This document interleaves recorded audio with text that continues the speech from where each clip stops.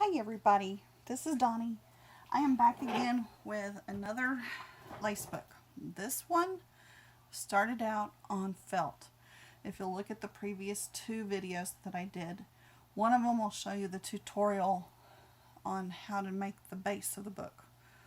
All I used were pieces of felt, and I used the oval shape for this particular book, and I did a tutorial on how I put it together. So check that out on the previous two videos. One of them shows how I put the book together, and the other one shows me cutting off one page because I think I got it too big. And I think I did, because this now turned out to be the perfect size oval book. And I chose to do it in pinks and cream and white. This book is called Cabinet Card Cuties, and I have used images off of Pinterest. These are gorgeous little baby photos in the little cabinet cards, and so each of the photos is a cute baby. And I don't usually, this is the first book I've done that has little babies in it, I think. So anyway, that was a fun one to do. Lots of cute babies out there. These are all old doilies, pieces of lace that I've picked up. If you look at some of my previous videos, you'll see where I got some of these. I had a massive lace haul that I went through and showed a lot of the vintage laces, and some of those I've included in here in this particular book. If you're interested in vintage laces, check out those videos, because there were, I think I made 5 videos showing a lot of the different laces that I got in that haul. It was amazing. Simply decorated. The book is small. The size of it, let me see if my cheat sheet's sitting right here.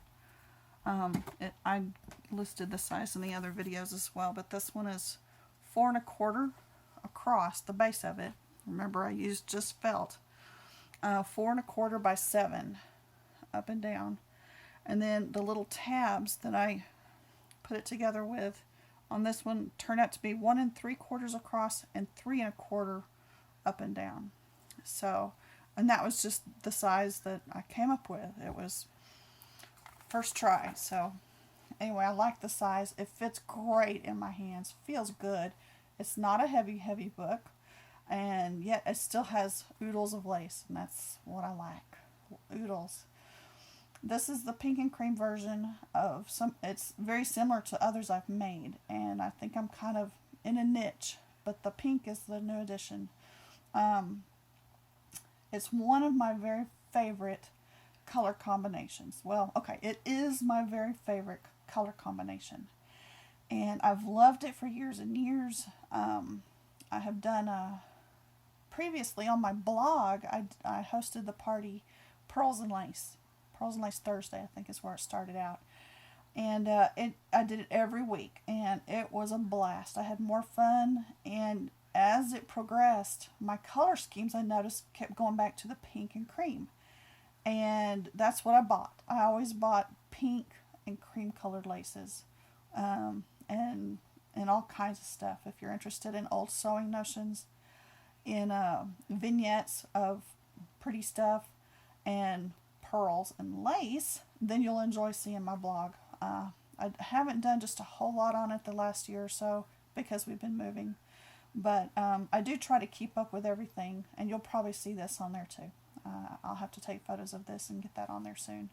But anyway, this is Cabinet Card Cuties. I wanted to show it to you as the finish to the lace book tutorial, and this is just the felt version, felt and glue. That's all the base is made out of. I did not stitch anything. This is all glued together, everything. As I was saying a couple of minutes ago, it was real simple. All I did was take a piece of fabric, cover my page with it. If it was real handy, I'd show you. But I covered the page with a piece of fabric, cut it, just glued it on. Then I covered it with a piece of a runner, and I've done that in a previous book too on one of my pages. I just pulled that out and just snipped around and put it on top of that fabric that I used as the base, and it was a pink hue, as you can hopefully see. That might show it better right like that. But it was a pink fabric with that on top of it, and it's a kind of a see-through netting. And it made the base of every single page in here. I did it exactly the same way. You know, you can see it a lot better on the back. So that was the runner. And then the pink fabric is underneath it. And very simply, just covered the felt with it and trimmed. This particular edging I have saved for years. I have had it. It's probably in a lot of my blog posts as part of my, you know, the background of some of my pictures, because I just love it so much. I finally broke down and used it this time. It was the perfect thing to use. I started it down here because I always drape stuff down here. So I start down on my the front cover on the bottom right hand edge. And then I run it around the top, around the spine at the top, around the back of the page. This one I used it all the way around, and ran it around the bottom of the spine and ended it over here at the left hand side of the front page on the bottom. And I love the way, the cohesiveness of the whole book. It pulled the whole thing together. I did it last. I did my cover last. And in fact, I just finished it. So it's probably still a little warm here and there. And I'm probably still peeling stuff off. This is a braid that I found. It's probably an upholstery braid, but it was so perfect. Honestly, y'all, I think I found it, if it wasn't at an Etsy shop or a eBay shop, then I had it in my stash. I don't know where I found it, but wherever it was one of the better buys I made, because I have enjoyed using that a whole lot lately. Some of the trims I have found are recent finds, and some of them I find bags of stuff that I forget I got at garage sales. And I used to never use this kind of stuff, but it was a pretty color, or it was in a bag that I got real cheap, so I just would pick it up. And look what I find is, like I tell my husband sometimes, I'm going to go shopping in my craft room, or I'm going to go shopping out in the garage and see what I can find that I've stashed. So I'm trying to pull all that stuff together and trying to get it. I'm making a video, babe. Sorry. And that was my husband. Anyway, he's always said, if I ever bother you, I'm sorry ahead of time. But that's okay. Y'all understand, we all have people that walk in on us sometimes when we're trying to do a video. And I'm not going to stop. I'm going to keep going. Anyway, see what you can find. Garage sales, eBay, Etsy, the stores in your town where people take things that they can resell for to help the homeless or whoever. I can't think of the names of them right off. Goodwill and Salvation Army. That's where I also shop. Some of the things in here are new. For example, this piece right here. And I wanted to show you what I've done. This is a curtain, a piece of curtain. And I'm going to set that aside and show you the pieces that I've cut out of the different curtain I had. Bought two groups of it. Originally, that piece, which is this color, it came this color. And so as I cut all the pieces out, I divvied them up and decided I was going to coffee stain some of them. That's the coffee stain. And you can see the difference. And I'm going to put it next to this white one. I also got a white one a while back. And so here's all three. The white in the back, in the middle. That one was a cream color just originally. And then this is the coffee stained one. And as soon as I can get either some Rit dye in rose petal pink, I already have the camel color to mix it with. I'm going to follow Michelle Pipeling's video on how to make a pink dye that is perfect. Because my avocado dyeing doesn't always come out well. I watched May's video too, and I did that. Only I did it while it was hot. So I think cooling your dye, if you're doing the avocado dye, really makes a difference. Some of the things I've done, my most recent, which I can show you right now because I'm going to open it up. to this page. This is the pink dye that I got on my most recent avocado dye. And I do like it. It's very, very light though. I don't know if you'll be able to tell. This is stark white next to it in contrast to it right there. I don't know if y'all can see that or not. And I am not very good yet with my phone and videos, but I will try and we'll see what we get. Here's the next 2 pages and the little cabinet card photos. These little cuties are so sweet. A lot of fun to work with. Again, curtain pieces, doilies, things I've cut up, things I've used from the stash that I've had for years, and then stuff that I find recently.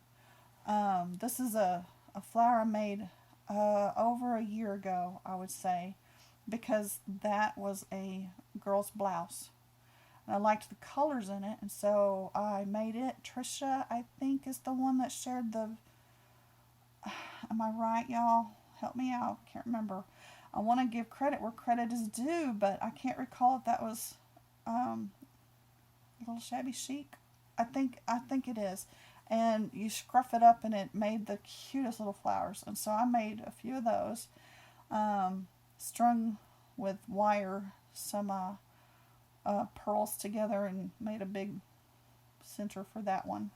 A lot of these are just pearl buttons. These are all vintage pearl buttons, and they all have the metal shank on them. I don't like the flat back pearls. If I start using them, I'll use them, but I started with the vintage pearls, and so I kind of wanted to keep up with either the real round pearls, and they're not real pearls. Y'all know what I mean.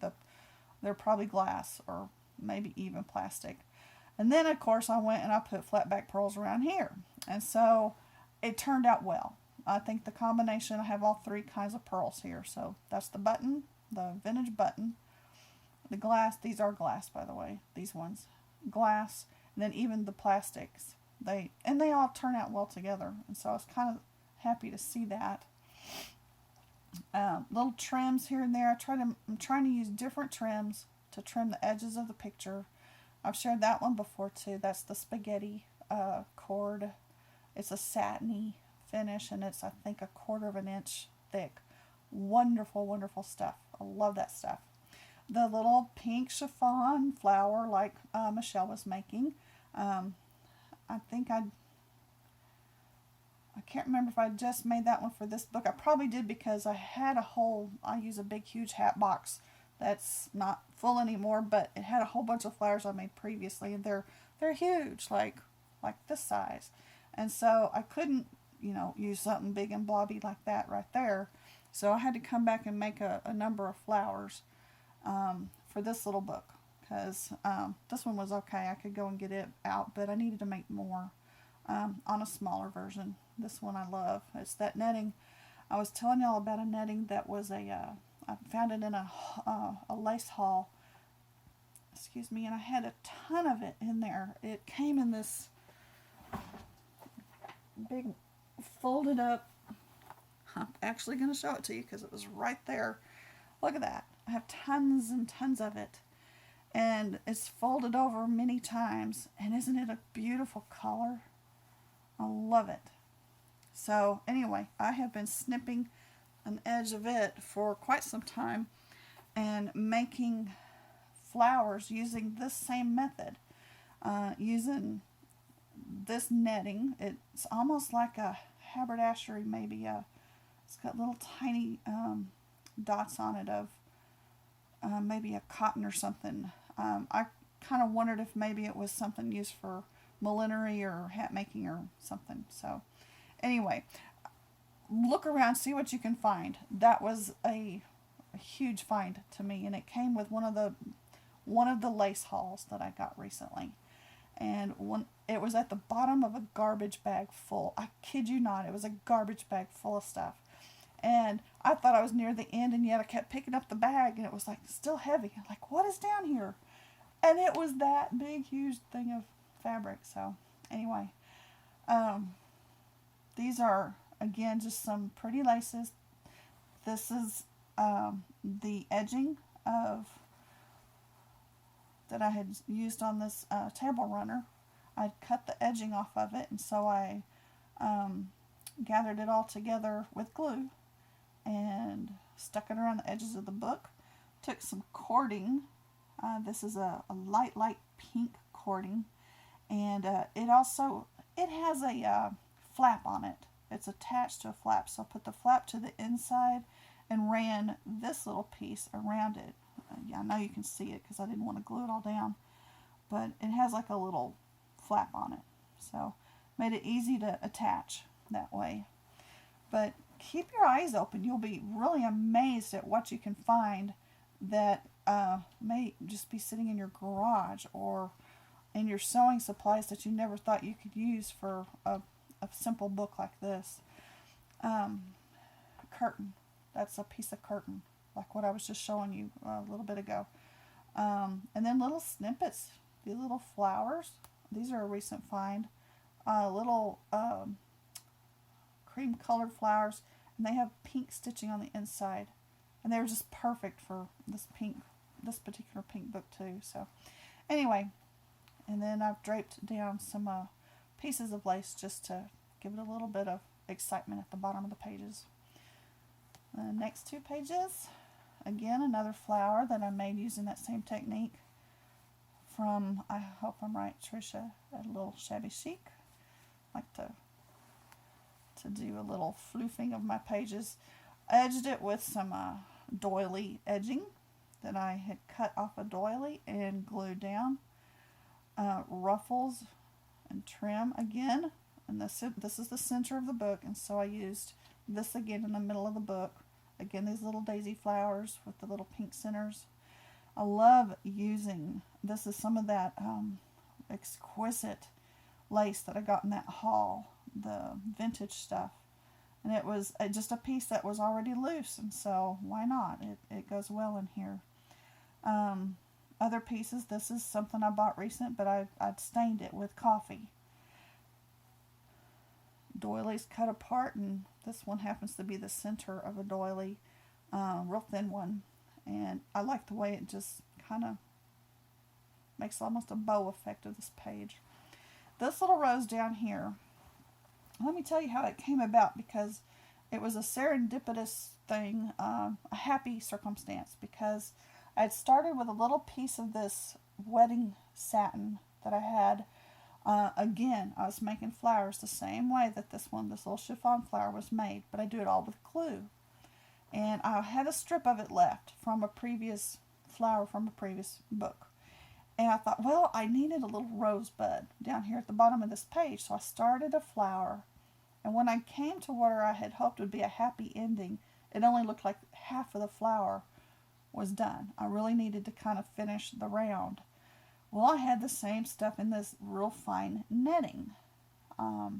So I picked it up and tried to finish it by going just kind of back and forth on this side with it. And I didn't like the way the flower looked all by itself. And then I had these little pearls left over from another project just laying there. And I thought, well, how would that look draped down in there? And it all came together because they were all right next to each other. And I thought that turned out really cute. A little pearl droop here. And Dangles, pretty lace. That's a little bit, I think, of wedding corded lace right down there. I had dyed it, I think, too, from a part of the haul, the lace haul. So just pick up your pieces and keep your little trims. Even stuff that comes straight, you can ruffle and give a neat look on an edge where you think you need it. That's just using a piece of straight lace right there. More pretty little pieces tucked here and there. Piece of a curtain. Laces sometimes going to the inside of the picture instead of straight out to the edge like these are. And I love the way they turn out. I really love that. This particular book I did not get real fancy with all of my dangles and stuff. I put some here and there, and each page has some of the flounce at the bottom of it. But because it's a smaller book, I think that's really all it needed, and it just kind of looked right when I stopped. So, the last 2 pages, my husband pointed out when I showed it to him a little while ago, oh wow, that's a really pink page. And I think it is because I've used this little pink braided, or not braided, it's not even zigzag, swirly kind of stuff. Had that for years. I don't know where it came from. But I pulled it out and used it. And it did kind of make that pretty pink, didn't it? I made some flowers up using some pieces of doily, curtain materials, snips off of curtains. I'll tell you about this drape, this dark pink, in just a minute, but I used little snippets of it that I had left over. Pieces of the top of the curtain that I had bought and snipped apart. Pieces of the inside of some doily, cut little flower appliques and just kind of pile them together, glue them together. Made a loop out of a couple of pieces of netted straight lace, and it's really, I wouldn't call it, it is lace, but it's not, I don't know. It's different. It has a different texture, but it is soft. So anyway, made 3 little flowers and stuck those down here. Another tiny, I love the way that one turned out. That's what I was trying to get on the previous one. The satin one in there. 2 or 3 little rounds, in fact, 2 little rounds of that chiffon with a little pearl in the center, and it just made the perfect addition to that little page. Real simple, some ruffle, some trim that I've followed the scallop of the doily that I'd cut out. I cut the doily out along the scallops and then used the cording to follow the scallop. And then some pieces hanging off the bottom again of some doilies. That's that white curtain piece. I used it all the way down whole with the photo centered inside there. And I made her a little oval to sit on. And some little trims down there. This pink piece I was going to tell you about. And I'm going to go ahead and flip to the back and show it to you back here because you can see it a little better. On the front and on the back, I've used this particular pink piece. What it was a child, I think, a yoke to a dress. That's all I can come up with. It looked like it had shoulder straps, 2 shoulder straps, and then it came down from the shoulder straps into this little thing on the front, and then again in the back. There were 2 of them that were this size. And then there were 2 others that were either larger or smaller, and I think I've used them in a previous book. I'm very forgetful. I can't remember things sometimes, but anyway, I think that's what that was, and so that's what that piece is, and that's what I've used snippets of throughout the book. The pieces that I don't think I can use, actually I can, because I can tuck them in here or there and separate some of the colors out. Some of the colors need separating because I want a color to pop. You wouldn't notice this piece if it didn't have a different color under it to kind of make it pop. The whites and the creams pop because of the pink. So keep that in mind. And if you come up with things that you have multiples of, throw some in some coffee or tea. Try to stain a few things pink if you want. You can get something simple from stark white. Sometimes you can throw it in a tea stain, just some tea, and come out with something about that color. Coffee will be darker. So